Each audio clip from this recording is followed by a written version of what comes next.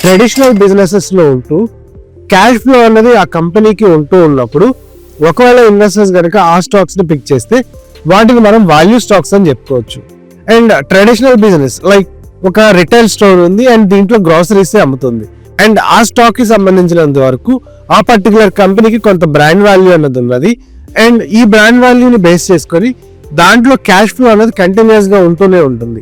So ఇలా ఏదైనా stock ఉండి అండ్ అలాంటి స్టాక్ లో కనుక మనం ఇన్వెస్ట్ చేసుకోవాలి అనుకున్నప్పుడు మనం దాన్ని వాల్యూ ఇన్వెస్టింగ్ అని చెప్పని అంటాం. నెక్స్ట్ వన్ వచ్చేసి value investing fundamentals. And value investing కి సంబంధించి మనం ఫండమెంటల్ గా మాట్లాడుకోవాలనుకుంటే మనకి ఏదైతే స్టాక్ మనం ఇన్వెస్ట్ చేద్దాం అనుకుంటున్నామో ఆ స్టాక్ కి సంబంధించినంత వరకు ప్రైస్ టు ఎర్నింగ్ రేషియో ఎంత ఉంది, ప్రైస్ టు బుక్ రేషియో ఎంత ఉంది అండ్ దాని ఇన్స్ట్రిన్సిక్ వాల్యూ ఎంత ఉంది అండ్ ఇలాంటి స్టాక్స్ ని ఫోకస్ చేసి మనం దాంట్లో ఎంట్రీస్ తీసుకున్నప్పుడు మనకు కొంత స్టేబుల్ గా ఉండే అవకాశం ఉంటుంది. అండ్ ఇలాంటి స్టాక్స్ ఏవైతే వాల్యూ స్టాక్స్ ఉంటాయో వీటిని ఏదైతే మనకి కొన్ని ఈవెంట్స్ వస్తాయో అలాంటి ఈవెంట్స్ అప్పుడు ఒకవేళ మనం కనుక ఒక ఫాల్ని చూసి దాని ఇన్స్ట్రిన్సిక్ వాల్యూ ఏదైతే ఉంటుందో దాని బుక్ వాల్యూ ఏదైతే ఉంటుందో వీటికంటే తక్కువగా ఉన్నప్పుడు మనం డిస్కౌంటెడ్ ప్రైస్లో ఈ వాల్యూ స్టాక్స్ని పిక్ చేసుకోవడం ద్వారా మనం కొంత ఎడ్జ్ చూడడానికి అవకాశం ఉంటుంది.